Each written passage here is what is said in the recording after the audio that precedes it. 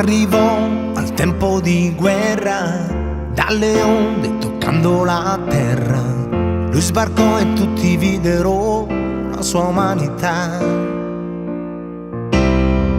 Lei guardò quegli occhi sognanti, così vivi, così penetranti, e di colpo lo amò.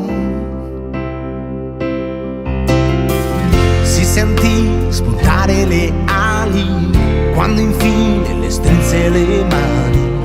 Le sentì nello stomaco uno sfarfallì. Quella notte bagnò la felicità di caldissime lacrime che lasciò cadere in mare ed aggiunse sale al sale. Lei gli diceva a lei: tu sei l'amore mio, tutta la mia vita è per te. Ma lui rispondeva a lui: ho in tasca una piccola pietra per costruire pace dove non c'è. Così io la porterò dove mi porterà questa speranza dentro che non mi abbandona mai. Io la porterò con tutto il peso che ha, piccola pietra che forse un giorno si poserà.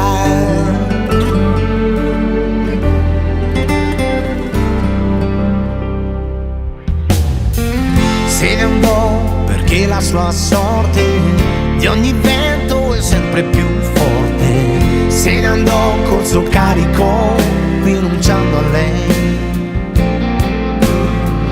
Quella notte s'alzò fino al cielo tutto il fiato che lei cavò dal profondo dell'addome per gridare il suo nome. Lei gli diceva a lei: tu sei l'amore mio, tutta la mia vita è per te.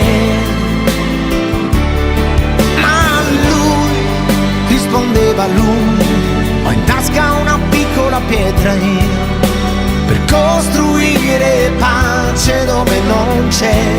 Così io la porterò dove mi porterà questa speranza dentro che non mi abbandona mai.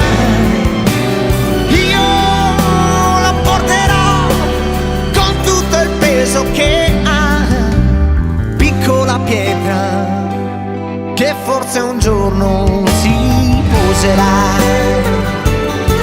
Oh, yeah. Piccola pietra si poserà.